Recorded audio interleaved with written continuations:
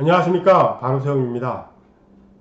아마 여러분들께서 이 영상을 보실 때쯤이면 제가 한국에 있을 겁니다. 그래서 말씀드렸듯이 아래에 보이는 이메일로 만나시기를 희망하는 단체, 개인 연락 주시길 부탁합니다. 간단하게 이메일에 사시는 지역, 성함, 전화번호 요 세 가지만 보내주시면 됩니다. 가능하면 많은 분들을 만나 뵙고 싶습니다. 바로세움 종알종알 애청자 여러분, 그리고 밴드 멤버님들, 또한 우파 씨앗심께 동참하시는 분들, 동참하실 분들, 동참하고 싶은데 어떻게 할지 모르시겠다는 분들, 어떤 분이든지 좋습니다. 이것과 연관이 없다 하더라도 지금 현재 우파 태극기 세력 내에서 맡은 단체에서 열심히 하시고 계시는 개인 그리고 단체분들 연락 바랍니다. 저나 여러분들이 공통점으로 느끼고 있는 것은 우파의 분열입니다. 그래서 각 리더들이 지금 우파는 무조건 뭉쳐야 된다, 이렇게 하자 저렇게 하자, 아주 여러가지 목소리들이 최고로 많이 나오는 시점인 것 같습니다. 제가 생각하는 것은 딱 하나입니다. 내가 먼저 바뀌지 않으면 절대로 바뀌지 않습니다. 내가 하는 길이 옳으니까 내 쪽으로 와라, 이것만 없으면 됩니다. 저들이 하는 것들도 인정을 해줘야 됩니다. 제가 말하는 건 정치인이 아닙니다. 유권자들, 태극기 애국 세력들을 말씀드리는 겁니다. 저 정치인들은 용서하지 못할 새끼들은 절대로 용서하지 말아야죠. 그리고 애국 세력 내에서도 박 대통령 지우고 가자, 묻고 가자, 덮고 가자, 이 인간들은 인간 취급 안 한다고, 쓰레기 취급하겠다고 제가 말씀을 여러 번 드렸으니까 오해하시는 분들은 없으시겠지만, 그래도 말씀을 드리는 것은 어쨌든 내가 하는 길만이 옳은 길이다 라고 이야기하는 부분만 버리면 우파 통합 그렇게 어렵지 않습니다. 마치 이런 겁니다. 이 교회 서로 체육대회를 한다고 치시죠. 이 교회에서 막 기도를 합니다. 하나님 우리 편이 이기게 해주세요, 하나님 내 편이 되어주세요 라고 이야기를 하지, 누구도 하나님 편에 서 있을 사람이 없는 거예요. 근데 어떤 종교나 거의 비슷한 것 같아요. 제가 기독교를 예를 들어서 말씀을 드리지만 그걸 깔려고 말씀드리는 게 아니라 지금 우파 상황이 좀 비슷한 것처럼 보여져서 제가 건방지게 말씀을 한번 드립니다. 내가 대한민국 편이 되고 내가 박근혜 대통령의 옥중투쟁을 지지하는 편에 어떻게든지 서려고 하면, 저 사람이 조금 나랑 성향이 달라도 성격이 좀 안 맞아도 이쪽 단체하고 우리하고 약간 틀려도 적어도 한 달에 한 번 정도는 연합하고 싸울 수 있습니다. 왜? 모두 다 같은 사이드니까, 대한민국 사이드니까. 어떤 단체, 어떤 정당 사이드가 아닌 대한민국과 박근혜 대통령 투쟁에 어떻게든지 힘을 보태려고 하는, 내가 거기 서 있는 사이드가 되면 분열이 일어날 수가 없겠죠. 그게 제시하는 한 가지 해결책입니다. 그래서 이번 기회에 정말 많은 사람들과 모여서 저도 머리를 맞대고 그분들의 의견도 많이 경청을 하고 좀 많이 배우고도 싶고, 제가 그동안 생각했던 일들을 같이 많이 나눠보고도 싶습니다. 다시 한번 말씀드리는데 많은 연락 부탁드리고 우파 씨앗 심기 적극적으로 동참 한번 다시 한번 호소합니다. 오늘 준비한 자료입니다. 오늘 준비한 자료는 안보에 관한 내용입니다.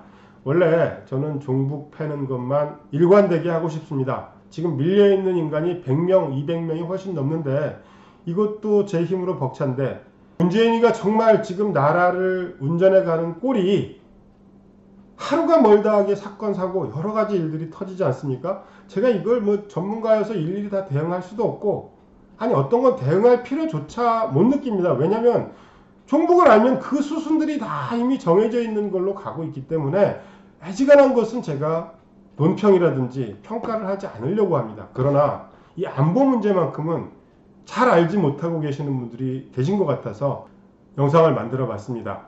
GP란 무엇인가? GP를 철수하겠다. NLL의 평화공원을 만들겠다. GP 내에서 중화기 그리고 공동경비구역에서는 무장해제를 하겠다. 뭐 이런 이야기들이 계속 나왔습니다. 자료 한번 보시죠. GP란 무엇인가? 용어부터 간단하게 설명하고 뒤에 그림으로 보충 설명을 해드리겠습니다. 자, 가드포스트, 그래서 최전방 경계 초소입니다. 쉽게 말하면 비무장지대 안에 있는 경계 초소입니다. 그 경계 초소가 상대편이 잘 보이는 지역, 움직임이 잘 보이는 지역에 아주 요충지에 설치를 해야 되겠죠. 특히 산악지형의 험한 곳에는 어떤 부분에서든지 철통 같은 경계태세를 위해서 제일 좋은 위치에 GP를 선정합니다. 그리고 이 GP의 어떤 목적들이 한 두 가지가 있는데, 읽어드리면 아군이 주도권을 장악할 수 있도록 주요 침투로 매복 작전과 차단 작전, 각종 작전 임무를 수행합니다. 또 전시가 되면 일부 GP 부대는 부근의 은거 지역으로 숨어서 적이 지나갈 때를 기다렸다가 지나가고 나면 그 지역이 적 후방이 되므로 다시 나와서 적 후방을 교란하는 작전도 수행하는 역할을 하는 게 GP라는 것입니다. 아주 쉽게 얘기하면 방금 말씀드린 대로 누가 넘어오는지 거기에 숨어 있다가 지켜서 잡아내는 역할, 그리고 전시에는 그 안에 매복해 있다가 적군이 지나가고 나면 뒤에서 게릴라전으로 적군의 후방을 때리면 무방비 상태로 당할 수 있지 않겠습니까? 그런 작전을 수행할 수 있도록 만든 것이 가드 포스트, GP라고 이야기하는 겁니다. 자, 그림으로 보면 조금 더 이해하기 쉬우실 겁니다. 휴전선이 있습니다. 군사분계선이 있고 그걸 나눠서 북한과 한국, 그 사이에 파란색으로 쳐 있는 게 북한군의 비무장지대, 거기에 북한군의 가드포스트가 서 있는 겁니다. 그리고 그 뒤에가 북한군의 북방 한계선, 거기에 GOP, GP에서 근무 쓰던 사람들이 나중에 GOP에 들어가서 임무교대도 하고 야식도 먹고 잠도 자고 이런 게 GOP입니다. 참고로 한국의 GP는 60개 정도, 그리고 북한의 GP는 160개 정도로 알려져 있습니다. 자, GP가 많다는 것은 한국에서 북한으로 넘어가는 것이 아닌데 그 개수를 계속 늘리고 있다는 것은 침투로를 개발한다고 보시면 됩니다. 어디로 침투해야 자기들이 생각하기에 북한군의 피해는 최소화하고 쟤네들에게 가장 큰 타격을 줄 수 있을까? 이런 전쟁 준비에 여념이 없다는 반증이기도 합니다. 어쨌든 문재인은 일방적으로 일단 발표를 합니다. GP를 시범적으로 철수하겠다. 그리고 개인 지급도 경화기만 지급을 하고 중화기는 전부 다 회수를 하겠다.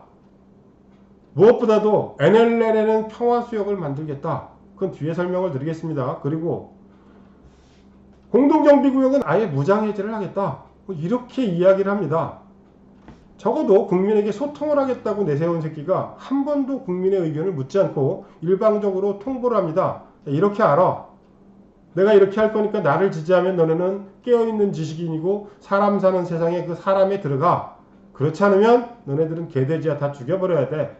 감옥에 쳐넣겠어. 이렇게 가는 게 지금 문재인 정부입니다. 중도가 이걸 몰라서 문재인을 그냥 그나마 쳐다만 보고 있는 거지, 이게 알게 되고 어느 순간 중도가 돌아서면 대한민국이 바로 설 날도, 문재인이 탄핵당할 날도 얼마 남지 않았다고 생각을 합니다. 어쨌든 이 GP 내에서 말씀드렸듯이 중화기를 철수한다. GP라는 게 비무장지대를 순찰하는 역할도 많이 합니다. 초소를 걷기 위해서. 또 정기적으로 순찰을 합니다. 비정기적으로도 순찰을 하고, 그럴 때 북한군과 서로 만나게 되는 경우가 많죠. 북한군과 만났을 때 걔네들은 중화기를 들고 있고 한국의 군인들은 개인 소총 화기 하나만 들고 있으면 서로 총싸움을 한다, 전투가 일어난다 그러면 다 죽는 거예요. 이런 예를 여러분들도 다 보셨지. 연평해전 1, 2가 그런 예입니다. 그 부분에 대해서는 제가 뒤에 또 자세하게 설명을 드리겠습니다만, 어쨌든 이렇게 GP를 시범적으로 철수하겠다, 이런 게 언론사별 기사를 좀 찾아봤더니 다 다릅니다. 그래서 언론사별 기사를 아주 중요한 부분만 몇 개 쭉 추려봤어요. 한번 보시죠. KBS2에서 보면 정전협정을 준수하고 그것을 토대로 종전을 이루자, 무슨 통일연구원 연구위원이라고, 통일연구원 말씀드렸죠. 통일부 소속에 되어 있는 좌정단체 새끼들이라고. 그 연구위원이라는 새끼가 나와서 정전협정을 준수한다. 아니, 북한에다 이야기하라고요. 남파간첩 내보내고 천안함 침몰시키고 연평도 포격하고, 이렇게 정전협정 위반을 먼저 한 새끼들이 그 새끼고, 정전협정뿐만이 아니라 핵 확산 금지 조약 NPT도 스스로 탈퇴하고 핵도발을 하는 새끼들한테 왜 이야기하지 않고 우리한테 정전협정을 준수한다 이런 이야기를 하냐고요. 우리가 정전협정을 안 지켰던 것이 무엇이 있습니까? 더군다나 문재인 이 새끼는 대북 확성기 철수해라 그랬더니 철수하고, 한강 철적 없애라 그랬더니 철적 없애고, 뒤에 다 자세히 설명하겠습니다만, 어쨌든 이렇게 연구위원이라는 새끼가 나와서 뻘소리를 해대는 걸 기사로 내보낸 게 KBS2고요. KBS1은 어떻게 나오느냐. 이런 GP의 병력과 장비를 남북이 동시에 시범 철수하는 방안이 추진 중이다. 이렇게 이야기합니다. 한술 더 뜨는 거죠. 남북 동시에 철수하는 방안을 준비하는 게 아니라 한국 측에서 북한에다가 야, 우리 그냥 철수하자, 우리 먼저 철수해, 뭐 이렇게 사정하고 있는 거지, 둘이서 공동으로 추진하는 거 하나도 없어요. 이렇게 사기질 치고 있는 게 지금 국영방송 KBS 1, 그 새끼들입니다. KBS 수신 거부운동 정말 적극적으로 실천해 나갑시다 우리. 자, 이어서 보시면 좌점 언론인 MBN에서 오히려 NLL을 언급합니다. 북방한계선 문제를 거론한다는 이야기죠. 한번 읽어드리겠습니다. 북방부는 판문점 선언에 DMZ 평화지대의 시범적 조치로서 판문점 공동경비구역의 비무장화를 추진 중이라며 정전협정 정신에 기초해 경비인원 축소와 개인 중화기 조정, 자유왕래 등을 복원하겠다고 말했다. 이 밖에 서해 북방 한계선 일대의 평화 수역을 단계적으로 추진할 것이다. 이렇게 밝혔답니다. TV조선에선 무엇이라고 했느냐? 하지만 남북 동시 철수 등 북한의 상응 조치에 대한 언급은 전혀 없었습니다. 자, 남한만 설레발을 치고 지랄하는 거지 북한과 어떻게 해서 서로 연결을 해서 시범적으로 철수하겠다 이런 이야기는 없었다라고 TV조선에서 이렇게 밝힙니다. 다음 마지막으로 동아일보 한번 보시겠습니다. 국방부는 이날 국회 국방위원회 현안보고 자료를 통해 판문점 선언의 DMZ 평화지대를 실현하기 위해서 실질적인 조치로 DMZ 내 GP병력과 장비를 시범 철수한 후 단계적으로 확대할 예정이다 라고 밝힌 거예요. 단계적으로 확대해 나가겠대요. 확대했으면 좋겠다도 아니고 어떤 방안들이 있으니까 뭐 찬반 투표, 쟤네들이 맨날 좋아하는 청원을 받겠다, 뭐 투표로 결정하자, 뭐 이렇게 이야기하는 것도 아니고 그냥 결정해서 통보하는 거라고요. 주사파가 통보하고 똥별들이 통보하고 문재인이 통보하면 그냥 다 따라야 됩니까? 자, 경제가 어려워지면 새끼 먹을 거 두 끼 먹고 두 끼 먹을 거 한 끼 먹을 수 있습니다. 그렇게 끼니를 좀 줄일 수 있어요. 그러나 안보가 어려워지면 이건 죽고 살구의 문제예요. 밥 한 끼 두 끼의 문제가 아니라 생사의 문제라고요. 이런 내용들을 중도들에게 좀 적극적으로 알려야 할 것 아닙니까? 자, 어쨌든 이 GP 그리고 철책선 문제, NLL 문제, 이 여러 가지 안보 문제는 뒤에 설명을 자세하게 드리기로 하고, 대통령이 자국 군인을 죽인 예, 지금 문재인이 이런 새끼가 GP 내에서 경화기만 지급하고 중화기를 철수하겠다.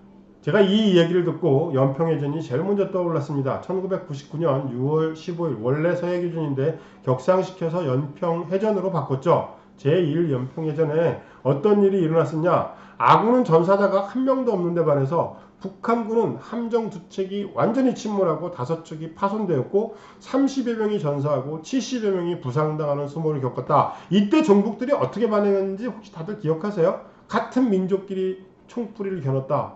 그들도 안타까운 우리의 민족이다 이렇게 이야기를 합니다. 그러면서 한국군이 부상을 입거나 죽으면 절대로 이야기 안 하고 입 싹 닫습니다. 북한군 소행이 아니다 이렇게만 몰아가죠. 어쨌든 이 연평해전의 주역이 물론 우리 장병들이긴 하지만 그때 제독이 박정성 제독입니다.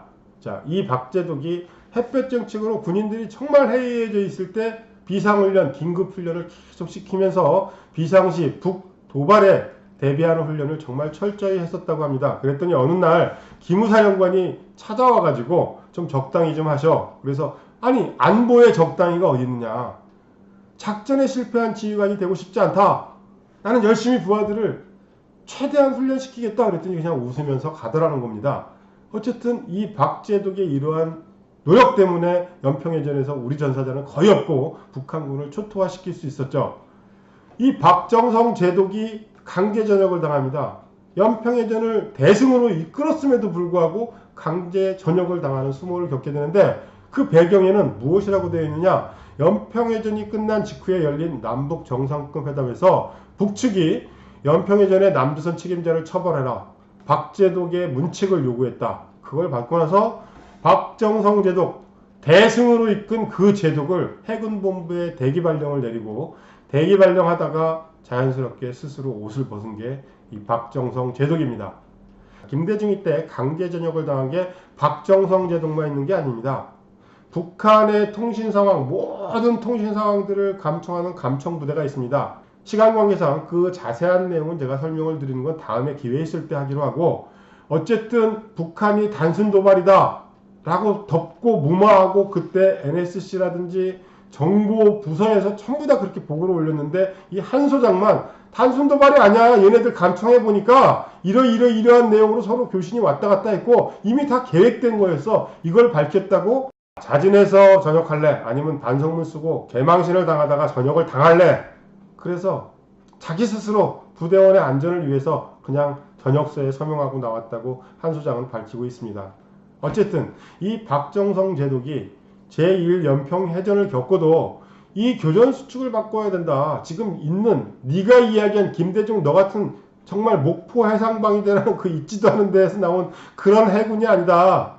네가 이야기하는 교전수칙은 교전수칙이 아니다. 이걸 바꿔야 된다고 건의를 했습니다. 김대중이 어떤 교전수칙을 내렸느냐. 자, 첫째, NLL을 반드시 확보해라. 둘째, 선제 사격을 하지 말아라. 셋째, 북이 선제 공격을 할 때 강력히 응징하라. 넷째, 교전이 발생하더라도 확정되지 않도록 하라. 셋째, 넷째는 아무것도 아닙니다. 첫째, NLL을 지키면서, 둘째는 선제 사격을 하지 마라. 여러분, 이 김대중 이 새끼는 정말 소름 끼치게 무서운 새끼예요.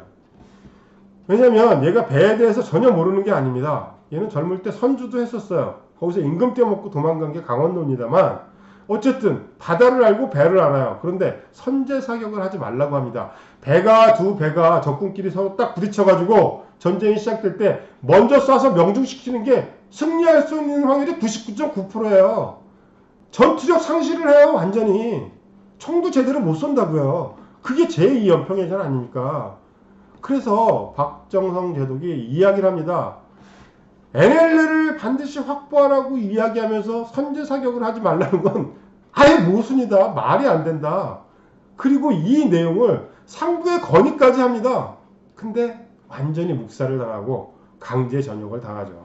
자, 노무현 이때는 어땠습니까? 아예 대놓고 전작권도 없는 똥별들 이렇게 이야기도 했고 많은 사람들이 강제 전역 당했습니다만 그 중에 여러분들도 잘 아시고 제가 굉장히 좋아하는 보훈처장 이 박장군 그분도 노무현 이때 강제 전역을 당했습니다. 그 내용을 아주 간략하게 설명을 드리면 2004년도에 북한이 또 NLL을 넘어왔어요. 우리 해군이 잘 적응을 했습니다. 잘 대응을 해가지고 사격하고 다 공포 사격했으면 내쫓아버렸어요.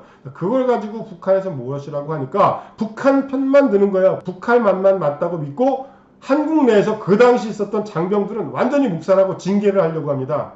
그때 박 장군이 정보처장으로 있을 텐데 아니다. 이건 역시 전부 다 계획된 거고 북한이 이렇게 했고 우리는 교전 수칙대로 원래대로 해서 우리가 사실 잘못한 게 하나도 없다. 그 내용을 공개해버렸습니다. 그랬더니 청와대로 들어오라고 얘기가 나온 거예요. 인사위원회 회부가 될래? 아니면 옷을 벗을래? 둘 중에 하나 해라. 박 장군이 생각하다가 인사위원회 회부가 되면 자기를 이렇게 괴롭히고 법적 처벌을 하려고 하는 거 보면 그 밑에 자기의 부하들이 줄줄이 처벌될 것 같으니까 알았다. 내가 여기서 모든 걸 책임지고 물러날 테니까 내 부하들은 건들지 마라. 그리고 옷 벗고 나왔습니다. 이때만 해도 군인들 군인 정신이 살아 있었다라는 거죠. 그 당시 박 장군에게 문제를 제기하고 해임 건의안을 올렸던 게 NSC인데 당시의 NSC 사무처장이 누구예요? 딴파간첩 김남식의 수제자 이종석. 이런 새끼들이 대한민국 국방을 책임지고 안보를 책임지고 있는 정말 장군다운 장군들을 다 내쫓아버리고 그 자리를 일부 특정 지역으로 채우거나 좌빨들로 채우기 시작한 결과가 오늘의 군인입니다. 군대 내에서도 표명열 같은 새끼한테 정신교육을 받은 인간들이 북한군은 우리의 주적이 아니다라고 생각하고 그러니까 지금 저 송영무 같은 똥별 새끼가 나와서 GP를 없애고 NLL을 없애고 철책을 없애고 다 완전히 대한민국 자체를 왜 군대 없애죠? 무장해제를 하겠다고 난리를 치는 거 아닙니까? GP 문제, NLL 문제로 다시 한번 돌아가 보겠습니다. NLL 문제가 이슈가 되기 시작한 게 7월인데 사실은 4월에 이미 통보가 된 상태였습니다. 연합뉴스 기사 한번 보시죠. DMZ 확성기 철거하고 감시초소 및 중화기 철수 문제 우선 거론 예상할 거고 서해 NLL 평화수용 논의는 북의 NLL 인정 여부가 성패의 관건이다. 이미 다 이야기를 했어요. 북에서 NLL을 과연 어디까지 받아줄 것이냐 뭐 이런 것들을 지금 다 이야기하고 있는 중인데 북한은 콧방귀도 안 꼈죠. 결론부터 말씀드리면 그냥 둘이 알았다 나중에 한번 진행하기로 하자 라고 하고 그냥 넘어갔어요. 우리 쪽에서 애가 달아가지고 우리 무장 해제할 테니까 너네도 요 부분만 좀 해제해줘라 이런 지랄을 하고 있는 거고 서해 평화구역 역시 너네들 넘어와도 되니까 거기서 총재는 안 할 테니까 평화수역 만들어서 우리 사이좋게 지내자 이러고 발발 기고 있는 거예요. 여러분 평화수역, 공동수역을 만든다라는 게 얼마나 큰 분쟁을 나중에 야기하는지 우리가 1998년 김대중이 한일어업협정에 공동어로구역해서 독도를 그 지역에 집어넣으면서부터 일본에서 독도는 우리 땅이라고 우기기 시작한 거예요. 거기는 공동수역이 어디 있습니까? 나라라는 게 영해도 영토의 일부분인데 그 나라의 땅인데 도대체 어떻게 나눠 쓰자고 이야기할 수 있냐고요. 그리고 우리가 전쟁 중인 나라인데 거기 어떻게 평화수역이라는 평화라는 말이 들어갈 수 있냐고요. 지금 사진에서 보시는 것 빨간 선은 북한 측에서 주장하는 북방한계선이고, 원래 유엔부터 시작해갖고 정해져 있는 우리나라의 북방한계선 위에 파란색입니다. 이 부분에 평화수역을 만들겠다고 하는데, 자, 그렇게 되면 어떤 문제들이 생기는지 제가 다시 한번 설명을 해드리겠습니다. 지금 위쪽에 있던 빨간 선은 1996년도에 북한이 계속 주장해 왔던 거고, 지금 보이는 북한 주장의 NLL, 북방한계선은 2007년도에 노무현이 김정일을 만나서 그쪽에 또 평화수역 어쩌고 하면서 나라 팔아먹을 때 다시 북한이 주장해서 양보한 거라고 봐야죠. 북한은 많은 부분을 양보한 거라고 봐야 되는데, 어쨌든 그 부분입니다. 그리고 동그라미, 붉게 동그라미 쳐 있는 부분을 평화해상공원으로 만들 것이다. 그 옆에 다른 색 부분을 한강 하구 공동 이용 수역이라고 그래갖고 같이 이용한다. 지금 뭐 여러 가지 자료들을 제가 다 보여드릴 시간은 없지만, 자, 여기에 유람선을 띄운다, 뭐 관광선을 띄운다, 별짓을 다 하고 있습니다. 침투로를 완전히 개방하고 있는 거예요. 점선 화살표로 제가 쭉 이어서 보여드리는 그 부분이 한강 하류 부분입니다. 자, 한강 하류에 어떤 일이 일어나고 있습니까? 철책선을 이렇게 막아놓는데, 간첩들은 철책선을 넘어올 수도 있습니다. 뭐 전기 통하는 것도 다 차치하고 넘어올 수도 있고, 넘어오는 걸 발견하지 못했다래도 어딘가에 철조망을 뚫고 들어오면, 또는 돌을 다 끼워 넣습니다. 누군가 그걸 건드렸던 흔적이 나타나라고. 그러면 나중에라도 침투한 경로는 알아야 될 거 아닙니까? 또 누군가는 내 집에, 내 나라에 간첩이, 도둑이 들어왔다는 건 알고 있어야 하지 않겠습니까? 이게 철책의 역할입니다.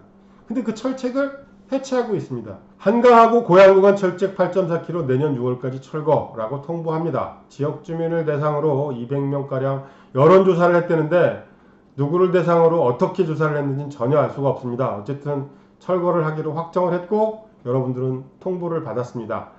자, 그래도 우리는 북한의 어떤 비밀 소형 잠수정으로부터는 안전할 수 있지 않겠냐? 왜? 수중보가 있으니까. 자, 수중보라는 게 무엇이냐? 홍수 때 수위 조절도 하고 가뭄 때 수위 조절도 할 수 있도록 어쨌든 중간에 막아버린 겁니다. 보로. 그래서 이 수중보 때문에 소형 간첩선이, 잠수정이 타고 들어오지를 못해요. 수중보에 딱 걸리게 되는 거죠. 서울에 수중보가 두 개가 있습니다. 하나는 잠실 쪽에, 하나는 신곡 쪽에. 그래서 수중보가 있으니까 북한의 잠수정은 못 건너온다고 봐야죠. 자, 그런데 종북의 호프, 주사파의 다크호스 박원순이가 한강 수중보 철거하겠다고 난리가 났었습니다. 처음에 수중보를 철거하겠다 선거 전에 계속 그랬다가 안보도 이슈가 되고 지역 주민들로부터 엄청 반발을 받자. 내가 언제 그렇게 했느냐? 난 철거한다고 한 적 없다. 이건 발언을 다 조작해서 왜곡한 거다. 아, 이 새끼들은 입만 벌리면 왜곡한 거래요. 지가 한 발언을 바로 면전에서 바꾸면서도 그게 왜곡한 거랍니다.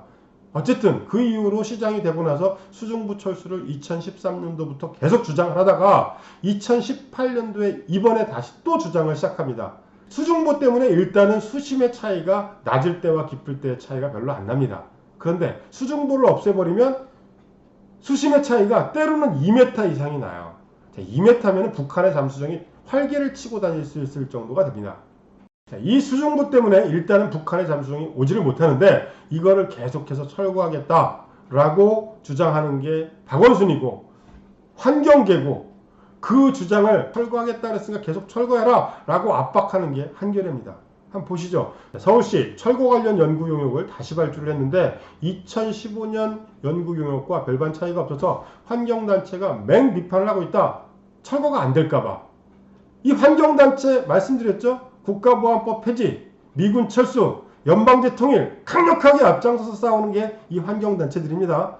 어쨌든 서울시에서 신곡 수중보 철거를 한다고 연구 용역을 발표했는데 옛날 거하고 똑같아서 지금 철거를 못하게 돼 있지 않냐라고 강력하게 반발을 해나가고 있는 게 지금 한국의 실정이고, 박원순이는 이런 시민단체가 너무 안 오기 때문에 어쩔 수 없이 우리는 들어줘야만 했다라고 해서 결국 수중보도 철거가 될 거라고요. 자, 그럼 생각해 보십시오.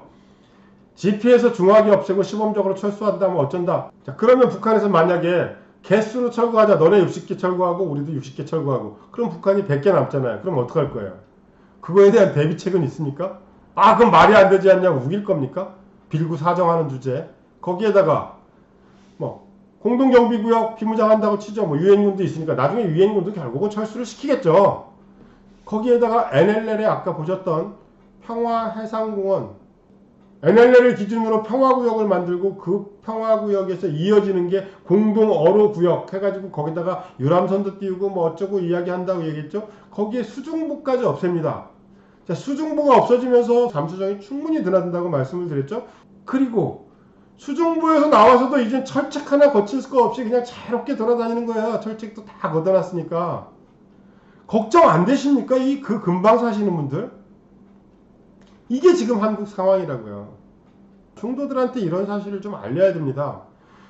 젠장 당신은 누구야? 시민단체를 고발한 책. 이 책도 정말 중요합니다. 그리고 제가 이번에 책 3권을 가지고 들어왔습니다. 북한 에이전트 임종석, 인민배우 문성근, 처음처럼 간첩처럼 신영복, 이 3권을 준비해 갖고 왔습니다. 이런 책들도 알리고 지금 상황에서 안보가 이렇게 무너져 가고 있다. 너네들이 평화 뭐 북한에 같이 유람선을 운영하고 있다는 이야기를 하고 있지만 완벽하게 철책까지 무방비 상태가 되고 대한민국은 무장 해제가 되어가는 중이다.